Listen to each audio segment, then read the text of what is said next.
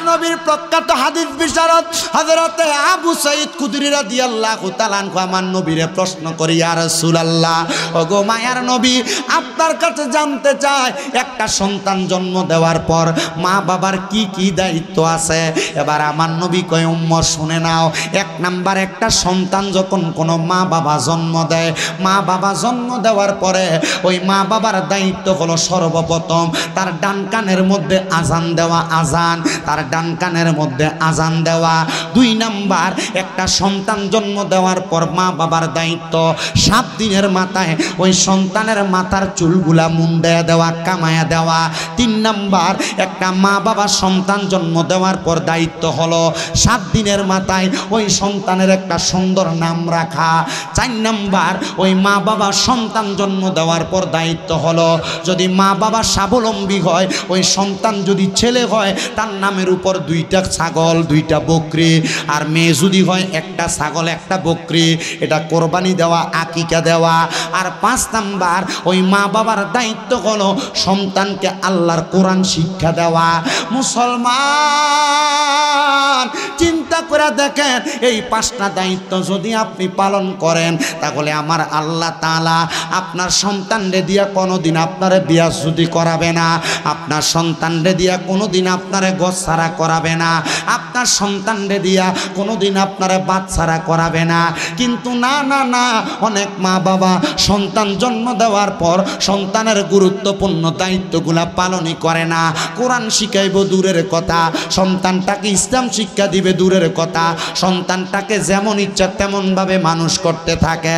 এই জন্য মনে রাখবেন, বৃদ্ধ বয়সে যদি আপনি আপনার সন্তানের কাছ থেকে কোনো কিছু পাইতে চান তাহলে আপনি ছোট বয়সে একটা সন্তানকে আপনি তার দায়িত্ব পালন করা লাগবে। কিভাবে মুসলমান শুনে নেন, আপনি এই 5টা দায়িত্বের মধ্যে হযরতে আনাস রাদিয়াল্লাহু তাআলা আনহু বলেন, আমি আমার নবীজির জবান মোবারকে বলতে শুনলাম, আমার নবী বলেছেন সন্তানের উপর আরেকটা দায়িত্ব, সন্তান যখন প্রাপ্তবয়স্ক হয়ে যায় মা বাবা যেন সন্তানটাকে নামাজের আদেশ করা শুরু করে 7 বছর বয়স থেকে। যখন 10 বছর বয়সী হয়ে যায় মা বাপ যেন সন্তানকে নামাজের জন্য প্রহার করে। কিন্তু না রে না, বর্তমানের মা বোনেরা সন্তানকে নামাজের কথা বলবে তো দূরের কথা, বেটি নিজেই নামাজ পড়ে না, নিজেই নিজের মতো ঘুমায়।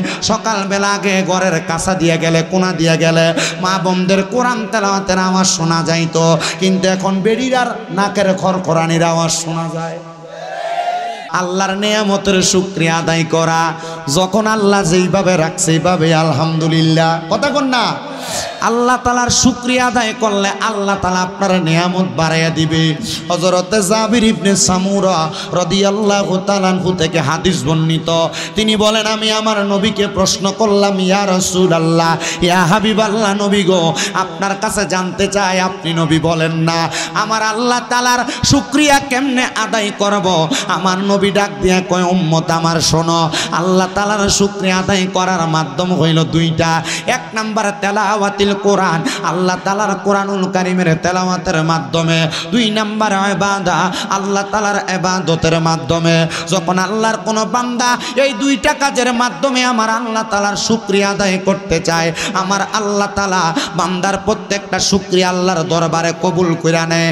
আর আল্লাহ যখন বান্দার শুকরিয়াগুলা কবুল কইরা নেয়, আমার আল্লাহ তাআলা বান্দাকে 1টা না 2টা না 3টা না, বান্দাকে 10-10টা নিয়ামত দান করে, 10টা নিয়ামত দান করে। নবী গো, ইয়া রাসূলুল্লাহ, ইয়া হাবিবাল্লাহ, নবী গো, কোন 10টা নিয়ামত দান করে আপনি নবী বলেন না। আমার নবী কই, উম্মত, 1 নাম্বার, আমার আল্লাহ তাআলার শুকরিয়া যখন কোনো বান্দা আদায় করে আমার আল্লাহ তাআলা বান্দার হায়াত বাড়ায়া দেয়। জোরে কোন সুবহানাল্লাহ। কত মানুষের হার্ট অ্যাটাক হয়, স্ট্রোক হয়, ঢাকা মেডিকেলের মধ্যে নিলে এই মাত্র 24 ঘন্টার জন্য তার 65 থেকে 1,25,000 টাকা ওই ব্যক্তিটার আইসিইউর বিল নিয়ে যায় রে বাবা। কিন্তু আল্লাহ তাআলার শুকরিয়া আদায় করলে আমার আল্লাহ তাআলা যে হায়াতটা বাড়াইয়া দেয়, তখন তো আমার আল্লাহ তাআলার কোনো বিলও দেওয়া লাগে না। আমার আল্লাহ তাআলা অটোমেটিকলি শুকরিয়ার কারণে তোমার হায়াতটা বাড়াইয়া দেয়। 2 নাম্বার, আমার আল্লাহ তাআলার শুকরিয়া আদায় করলে ওই বান্দা যদি কঠিন কোনো বিপদের মধ্যে থাকে, মুসিবতের মধ্যে থাকে, আমার আল্লাহ তাআলা ওই বান্দারে কঠিন মুসিবত থেকে উদ্ধার করে দেয়। 3 নাম্বার, ওই বান্দা যদি কঠিন কোনো রোগে আক্রান্ত হয়, আমার আল্লাহ তাআলা বান্দারে কঠিন রোগ থেকে শেফা দান করে দেয়। 4 নাম্বার, ওই বান্দা যদি দুনিয়ার জমিনে অভাবে থাকে, মানে রিজিক না থাকে, আমার আল্লাহ তাআলা ওই বান্দাটার রিজিকের ব্যবস্থা করে দেয়। 5 নাম্বার, ওই বান্দাটারে আমার আল্লাহ তাআলা ঈমানের সাথে মরণ দান করে। কত মানুষ তো মারা গেল সুনেশ্বর এলাকার, মারা যাওয়ার সময় জিহ্বার মধ্যে কামড় দিয়া মরছে। কত মানুষ তো মারা গেল চোখগুলা উল্টে গিয়া মরছে। কত মানুষ মারা গেছে নাকে মুখে দিয়া রক্ত বাইর হয়ে মারা গেছে। কত মানুষ তো মারা গেছে বিছানার মধ্যে প্রস্রাব পায়খানা করে দিয়া মারা গেছে। কেন এমনি মারা গেছে জানেন রে বাবা? আজরাইলের কঠিন ভয়ঙ্কর চেহারা দেইকা বান্দাটা সহ্য করতে পারে নাই, এই জন্য এমন কষ্ট পায় মারা গেছে। কিন্তু আমার নবী কই, উম্মত আল্লাহ তাআলার শুকরিয়া যদি আদায় করো, মানে কোরআন তেলাওয়াত আর আল্লাহর ইবাদত বেশি বেশি করো, আমার আল্লাহ তাআলা তোমার ঈমানের সাথে মরণ দান করব। আর ঈমানের সাথে মরণ দেওয়ার পরে আমার আল্লাহ তাআলার ওই বান্দাকে যখন কবরের মধ্যে রাখা হবে, ওই কবরের মধ্যে দুনিয়ার মানুষ দেখবে মানুষটারে মাটির মধ্যে শুয়ায়া দেয়, কিন্তু না না না, 3 জন রহমতের ফেরেশতা দিয়া বান্দার কবরে জান্নাতি বিছানা বিছিয়ে দেওয়া হবে। জোরে বলেন সুবহানাল্লাহ। 7 নাম্বার, ওই বান্দার কবরের মধ্যে আমার আল্লাহ তাআলা এমন একটা নূরের আলো জ্বালায়া দিবে, কারণ বান্দা আল্লাহ তাআলার শুকরিয়াকারী বান্দা। 8 নাম্বার, ওই বান্দার কবরের মধ্যে সওয়াল জবাব করার জন্য রহমতের ফেরেশতারা যখন আগমন করবে, ওই ফেরেশতা আগমন করার পরে তাকে দেখবে বান্দার চেহারার মধ্যে একটা নূরের আলো দেখা যায়। ওই নূরের আলোটা আল্লাহর শুকরিয়া আদায় করার কারণে আমার আল্লাহ জ্বালায়া দিবে ঈমানের নূরের প্রজ্বলিত আলো। তখন আর ওই কবরের মধ্যে আপনারে প্রশ্ন করা হবে না। জোরে জোরে বলেন সুবহানাল্লাহ। আইরে সুনেশ্বরের বাবা, ও আমার সুনেশ্বরের মুসলমানেরা, 9 নাম্বার, আল্লাহ তাআলার ওই বান্দা যখন কবর থেকে ফুলসিরাতের কিনারে যাবে, ফুলসিরাতটা বড় মারাত্মক ভয়ঙ্কর জায়গা, তখন বান্দা ফুলসিরাতের পারে গেলে দুনিয়াতে যদি আমার আল্লাহ তাআলার বেশি শুকরিয়া আদায় করে, প্রশংসা করে, বান্দা বিসমিল্লাহ বলে ডান কদম রাখবে আর আলহামদুলিল্লাহ বলে বাম কদম উঠে দেখবে বান্দা ফুলসিরাতের পার হয়ে গেছে। চিন্তা করে দেখছেন? শুধু আল্লাহ তাআলার শুকরিয়া করা শর্ত। আল্লাহ তাআলার এশারের নামাজে পড়ছেন অর্ধেকটি, একবার হলফ করে বইলা দিয়া দিয়ে এশারের নামাজে মাহফিলের পুরা প্যান্ডেল পুরা অর্ধেক পড়ছেন।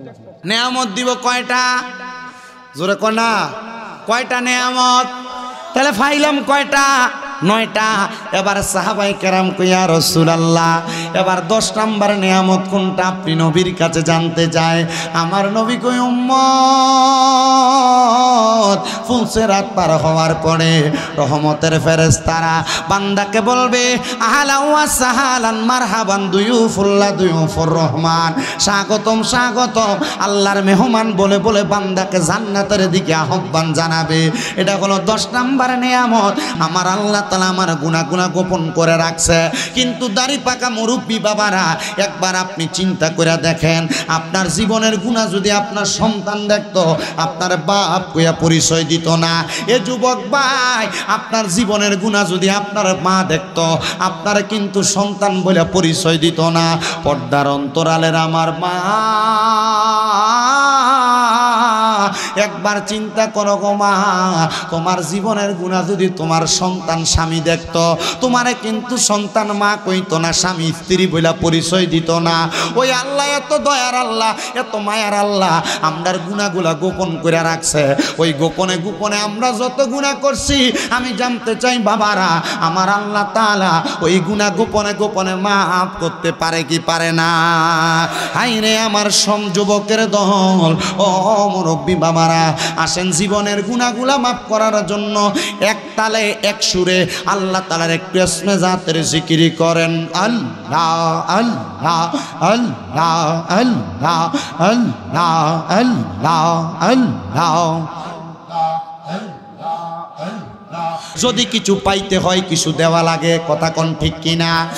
আপনি যদি আপনার সন্তান থেকে কোনো কিছু পাইতে চান তাইলে আপনি আপনার সন্তানটাকে কিন্তু ছোটবেলা জন্ম দেওয়ার পর থেকে কিছু দেওয়া লাগবে, কথা কোন ঠিক কিনা?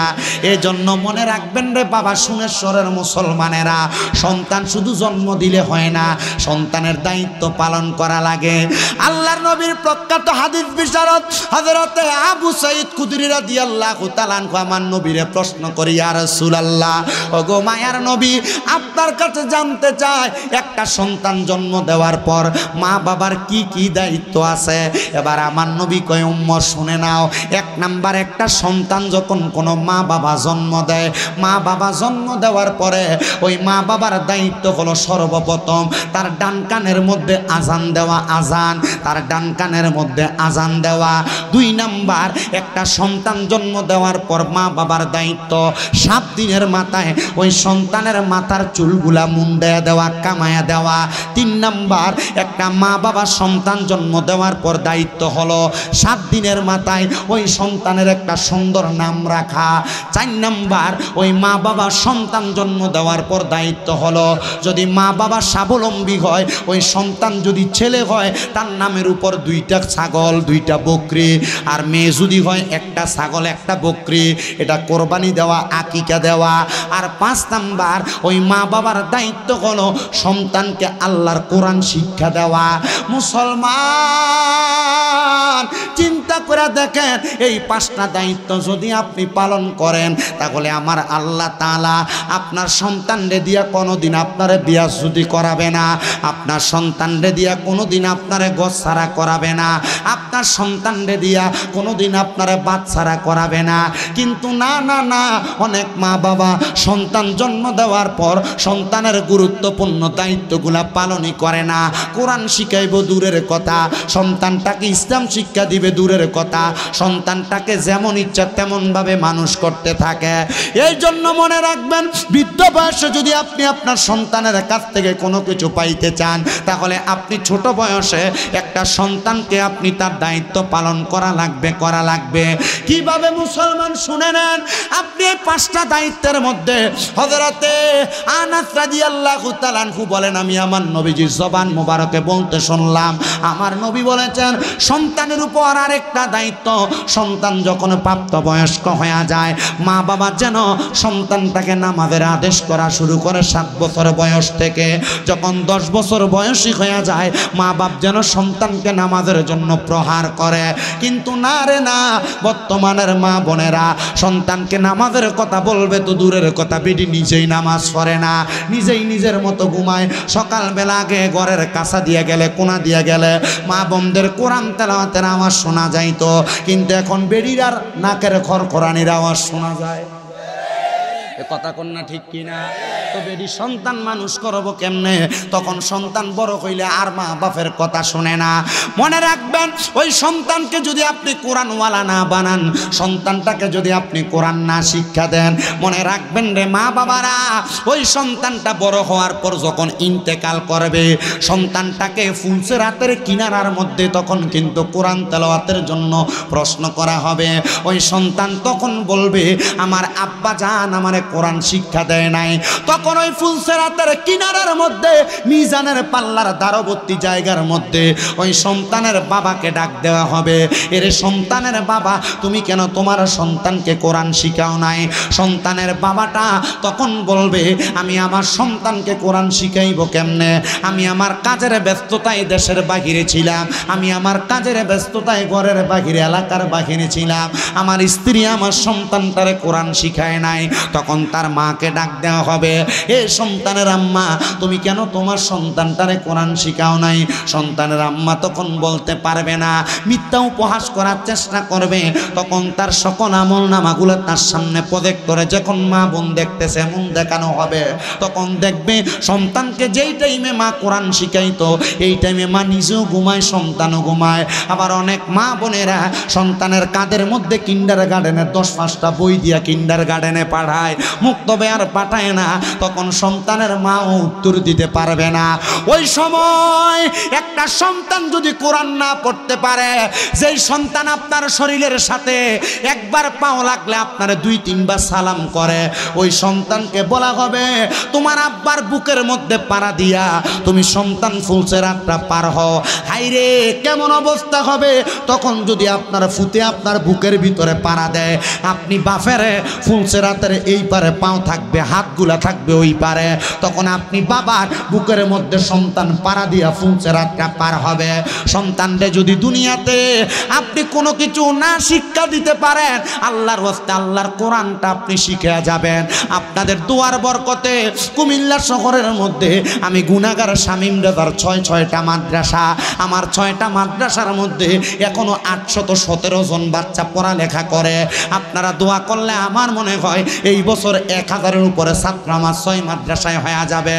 আপনাদের এখানে আসার আগে আমি আমার মাদ্রাসার ছাত্রদেরকে নিয়ে খাচ্ছে ছাদের উপরে একটু খেলাধুলা কইরা আমি পোলা পান্ডে কইলাম, বাবারে আমার অনেক দিন পর্যন্ত তোরা আমার লেগে দোয়া করিস। তারা কয় হুজুর আপনি নামটার লেগে দোয়া করবেন, হাসি। আমি কইলাম না রে, দোয়া সবাই সবার জন্য করে।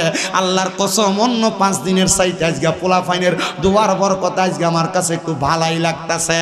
ওয়াজ করতে অসুবিধা হইতেছে না। আমি জানি আমি মরার পরে কোনো কিছু কবরে নিতে পারি আর না পারি, আমার মাদ্রাসার ছাত্রদের নেক দোয়া আমার কাছে আছে।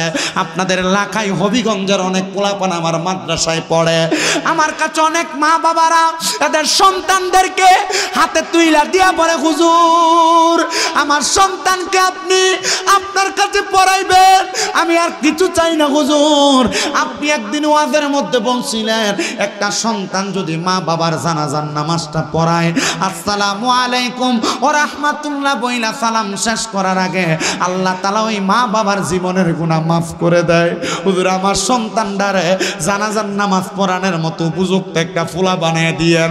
দোয়া করবেন আমার মাদ্রাসার নুরানির ছোট ছোট বাচ্চারা জানাজার নামাজ পড়াইতে পারে। আমি মা বাপটিরে কইছি আমি চেষ্টা করব, বাকি আলেম দান করার দায়িত্ব আল্লাহর।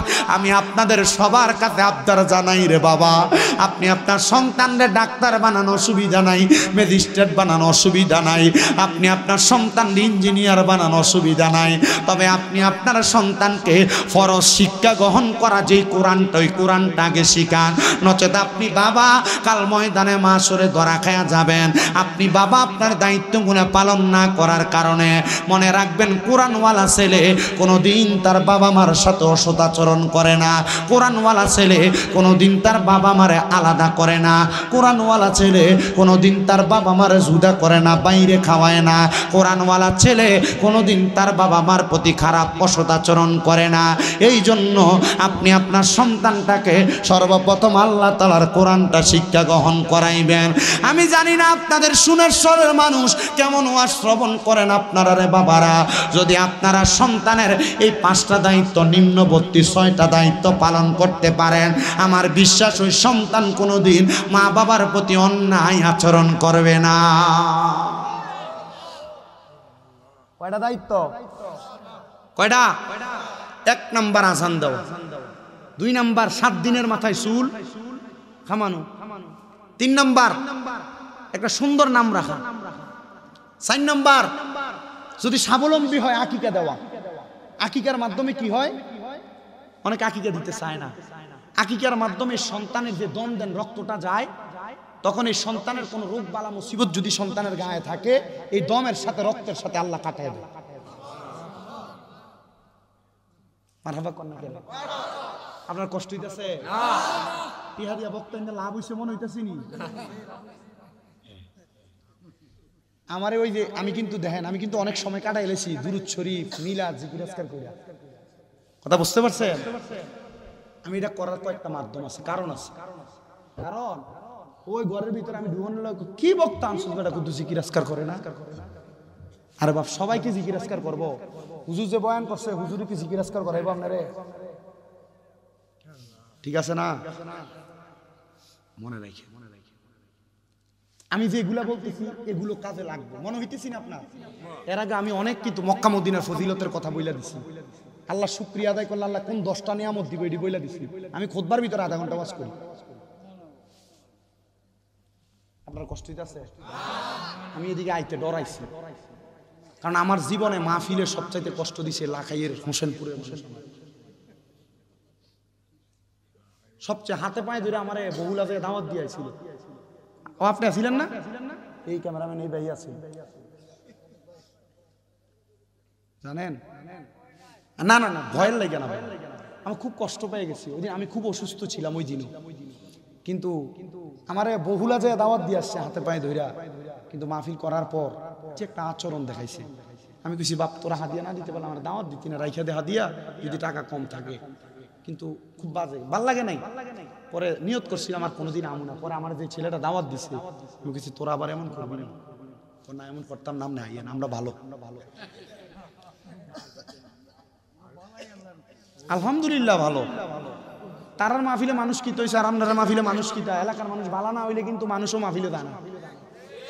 কথা বুঝতে পারছেন?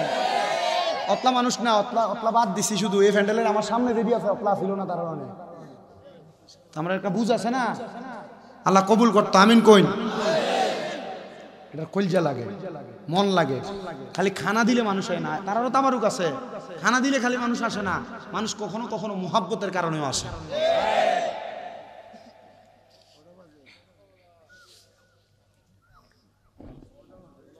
কয়টা বাদে হিসাব করতাম তাহলে মাইক ছেড়ে দেবো।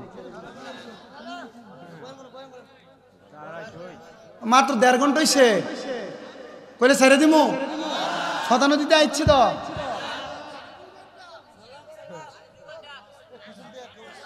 না না না ঠিক আছে। আরে বালা আলহামদুলিল্লাহ কোন আমি যদি আজকে সব ওয়াজ করে দিয়ে যাই এরপরে আবার ওয়াজ করুন লাগতো না, ফরজ আমার দাওয়াত দিতে না তোমরা যাও করে দিয়ে দেয়। আলহামদুলিল্লাহ কোন আমার এই ওয়াজগুলো আপনারা কাজে লাগাবেন তো ইনশাল্লাহ। সন্তানের নামে আকিকা দিবেন তো ইনশাল্লাহ। সন্তানের নামে আকিকা দিবেন। যদি কখনো অনেক পোলাপান আছে কামাই করে, আপনার মা বাবা আপনার নামে আকিকা দিচ্ছেন কিনা আপনি জানেন না, তখন আমার মতো সালাকি করবেন। সালাকিটা কি? আপনার বাপ মারে লগে বয়া করবেন, আব্বা আপনি আমার নামে আকিকা দিচ্ছেন। যদি কই যে দিছি আলহামদুলিল্লাহ, যদি কই দেয় নাই তাহলে আব্বারে কইবেন আপনার হাতে নিয়ত করেন, আপনি যখনই টাকা আসবে তখনই আপনি টাকাটা দিয়ে আমার নামে আকিকা দিয়ে দিবেন। যদি কই আচ্ছা ঠিক আছে, তখন আপনি আপনার নিজের আকিকার টাকাটা জমাইলে জমা এই টাকাটা বাপের হাতে তুলে দিবেন। যান আপনি আমার নামের উপরে 2টা ছাগল আইন আল্লাহর রাস্তে জব করে দেন, দিয়া মানুষের খাওয়ান গরিব জন। এটা করাইবেন, পারবেন না ইনশাল্লাহ? ছেলের ব্যাপারে ছেলের লাগে 2টা, একটা ছেলে জন্ম নিলে কয় ছাগল, আর মেয়ে জন্ম নিলে 1 ছাগল। হ্যাঁ বাইতে দেওয়া ভালো, গরিবরা দিবেন। আকিকার মাসালা হচ্ছে কুরবানির সেম। এই হুজুরে বলে কুরবানির মধ্যে 3 অংশ করবেন, 1 অংশ নিজে খাবেন, 1 অংশ গরিবদেরকে দিবেন, 1 অংশ আত্মীয়দেরকে দিবেন। কুরবানির যে মাসালা ঠিক অনুরূপ মাসালা। আলহামদুলিল্লাহ পড়েন। এরপর যদি আপনার কাছে মনে হয় যে না হুজুর আমি খাইতাম না, আমি গরিবদের দিলাইমু, পুরাটা দিলাও তুমি গরিবদের, অসুবিধা নাই। আলহামদুলিল্লাহ কোন রাজি আছেন ইনশাল্লাহ? এগুলা করবেন ইনশাল্লাহ, এগুলা চালু রাখবেন, এগুলো চালু রাখবেন, এগুলো জারি রাখবেন। এগুলা করলে ইসলামের যে মূল মৌলিক ধারাবাহিকতা এগুলা ঠিক থাকবে, ঠিক কিনা? আল্লাহ কবুল করুক আমিন কর। তাহলে সন্তানরা কয় বছর বয়স থেকে নামাজের কথা বলবেন? জোরে জোরে জোরে জোরে। এই কোনাটা দিয়ে কয় না কয় বছর? তুলে কোন কয় বছরে কোনা দিয়া? এই কন্যাটা দিয়ে কয় বছরে? এরা চিন্তা করতেছে হুজুর আমি নিজ হইতো নামাজ পড়ি না।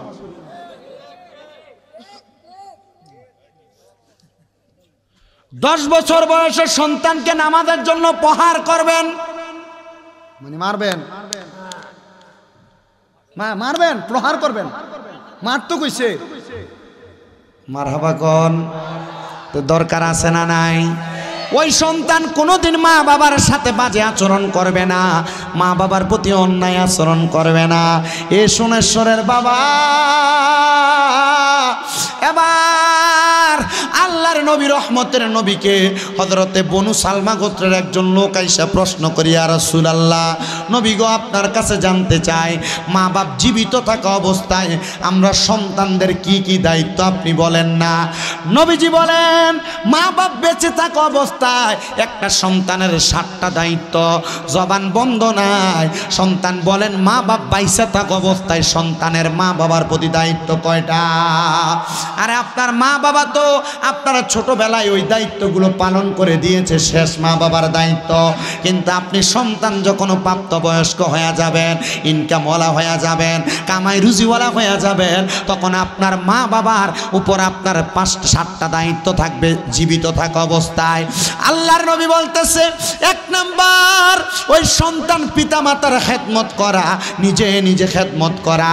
অনেক সন্তান মা বাবার কোন দিন নিজের হাতে গাও ডইলা গোসল করায় দিস ওইটা বলতে পারবা না, কোন দিন আব্বার পাউডার টিপা দিস বলতে পারবা না, কোন দিন আব্বার হাতের আঙ্গুলটি ফুটে দিস বলতে পারবা না। এজন্য বলবো বাবা, আল্লাহর নবী কয় 1 নাম্বার মা বাবার খেদমতটা বেশি করে করা। 2 নাম্বার আম্মা আব্বার ভরণ পোষণের দায়িত্ব গ্রহণ করা, আম্মা আব্বার ভরণ পোষণের দায়িত্ব গ্রহণ করা। 3 নাম্বার আম্মা আব্বা অসুস্থ হইলে আম্মা আব্বার অসুস্থতার মাধ্যমটাকে অসুস্থতা দূর করার জন্য সুস্থতার মাধ্যম তালাশ করা। 4 নাম্বার মা বাবা যখন বাধ্যগত হয়ে যায়, মানে বৃদ্ধ হয়ে যায়, তখন মা বাবার প্রতি একটা এমন নজর দেওয়া, ছোট বাচ্চাদেরকে যেমনভাবে লালন পালন করা হয় এমনভাবে মা বাপরে লালন পালন করা। 5 নাম্বার ওই আম্মা অথবা আব্বা তাদের জন্য 5 নাম্বার তাদের জন্য সন্তান এমন একটা স্ত্রী ঘরের মধ্যে আনা, যেই স্ত্রী মা বাবার প্রতি সদাচরণ করবে, সুন্দর ব্যবহার করবে। হুজুর কেমন কিভাবে জানতে চাই? অনেক সন্তান বউয়ের কথা শুই না মা বাপরে জুদা কইরা দেয়, আলাদা কইরা দেয়। আবার বউ মা বাপ বাড়িতে আছে, বউ বাড়িতে সন্তান কাছ থেকে আসার পর কি কথা না কি কথা বলল, তখন সন্তান মা বাবার প্রতি অসদাচরণ করে, এমনও হয় না? এগুলা না করা মানে বউকে বউয়ের মতো বুঝায় রাইকা মা বাপরে মা বাবার মতো সুন্দর বুঝ দেওয়া। আর 6 নাম্বার আম্মা আব্বা যদি মানে বার্ধক্যজনিত কারণে বিছানার মধ্যে পড়ে যায়, সন্তান নিজে মা বাবার মলমূত্র পরিত্যাজ্য করা মানে পরিষ্কার করা। আপনি সন্তান আপনি শখ কইরা ঘৃণা কইরা এটাকে আপনি ধরতে চান না, মা বাপরে গরু ঘরের মতো ঘরের মধ্যে ফালায় রাখে এমনও সন্তান আছে না নাই? আর আমি নিজের চোখে দেখছি অনেক মহিলা তাদের সন্তানদেরকে জায়গা জমি ভাগ করে দিছে স্বামী মারা যাওয়ার পর। এই মহিলা নিজের ময়লা নিজে লেটকে 2-3 দিন 4 দিন পর পর নিজে খাতা টাইনা খেতা যেটাতে ঘুমায় এটা টাইনা বাহিরে নিয়ে আসছে। আমি নিজে দেখছি। তবে আমি দেখছি এই সন্তান জীবনে বড় হইতে পারে না। এই সন্তান পরবর্তী সময়ে তার নিজের সন্তানের ফিডা খাইছে। এই সন্তান পরবর্তী সময় নিজের সন্তানের হাতের ভাত খাইতে পারে না।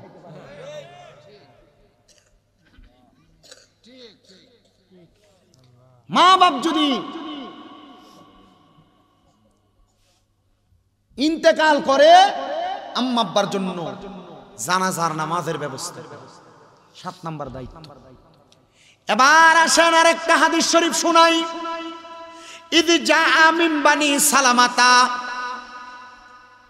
যখন বনু সালমা গোত্রের একজন লোক আমার নবীর সামনে আসলেন, নবীকে প্রশ্ন করলেন, ফাকালা ইয়া রাসূলুল্লাহ, নবীকে বলছি ইয়া রাসূলুল্লাহ আপনার কাছে জানতে চাই, নবী আপনি বলেন। সাহাবাই কেরাম যে নবীরে বলতেছে ইয়া রাসূলুল্লাহ বলে, অনেক মোল্লারা যে কয় ইয়া রাসূলুল্লাহ ফালতু স্লোগান। এই হাদিস শরীফে উত্তর ফাকালা ইয়া, সাহাবাই কেরাম নবী ইয়া রাসূলুল্লাহ কইছিনি, হাদিস শরীফে রন্ধ্রে রন্ধ্রে ইয়া রাসূলুল্লাহ স্লোগান আছে, আরে মৌলবী কই ফালতু স্লোগান।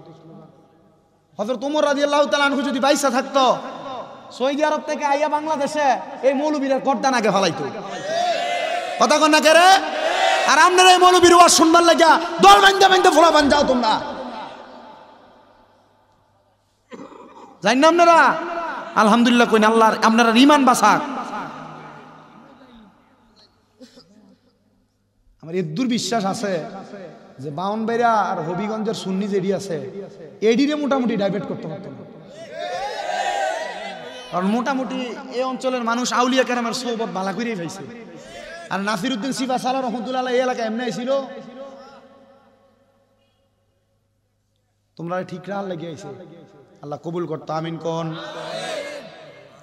সাহাবায়ে কেরাম নবীরে কই ফাকারা ইয়া রাসূলুল্লাহ নবী আপনার কাছে জানতে চাই আপনি বলেন হাল বাকিয়া মিন বিররি আবওয়াইয়া শাইউন আবাররুহুমা বিহি বাদা মাউতিহিমা নবী গো আমরার মা বাবা জীবিত থাকতে না দায়িত্বের কথা বলছেন আমরার মা বাবা মৃত্যুবরণ করার পরে আমরার কোনো দায়িত্ব আছে কিনা আপনি মনে করছেন মা বাপ বাচ্চা থাকলে খাওয়াইলে মনে হয় দায়িত্ব মা বাপ বাচ্চা থাকলে ওষুধ খরচের কাম দিলে মনে হয় দায়িত্ব মা বাপ বাচ্চা থাকলে মা বাপের খেদমত করলে দায়িত্ব ওই সাহাবী বলে ইয়া রাসূলুল্লাহ নবী গো আপনার কাছে জানতে চাই হাল বাকিয়া মিন বিররি আবওয়াইয়া শাইউন আবাররুহুমা বিহি বাদা মাউতিহিমা আমাদের মা বাবা ইন্তেকালের পরে আমাদের কোনো দায়িত্ব আছে কিনা উনি বলেন আমার মা নাই বিদায় আমার বাবা নাই বিদায় আমি প্রশ্ন করলাম আমার নবী কয় হ্যাঁ কলা নাম অবশ্যই দায়িত্ব আছে নবী কি দায়িত্ব নবী কয় এক নাম্বার আসসালাতু আলাইহিমা মা বাবা মারা যাওয়ার পর আম্মা আব্বার জন্য দোয়া করা হলো সন্তানের এক নাম্বার দায়িত্ব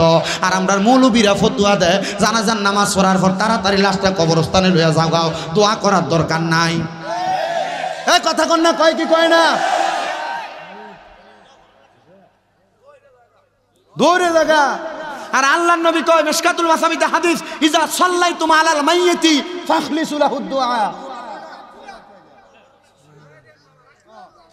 আপনার কষ্ট হইতেছে অসুবিধা হইব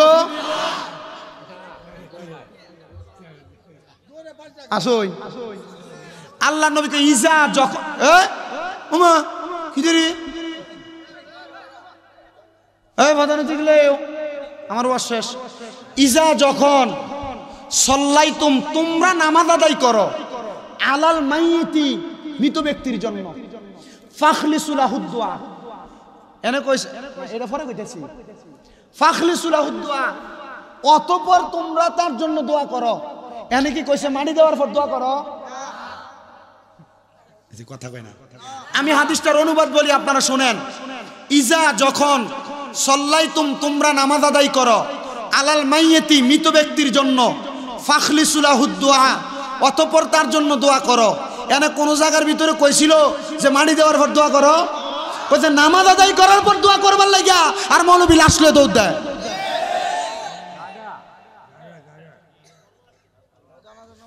জানাজার নামাজে বলে দোয়া তো লাস্ট জন মাইকিং করে একটি সুখ সংবাদ অমুক বাড়ির অমুক মিয়া নিবাসী ইন্তেকাল করিয়াছেন মরহুমের জানাজার নামাজ করে মরহুমের জানাজার দোয়া কয়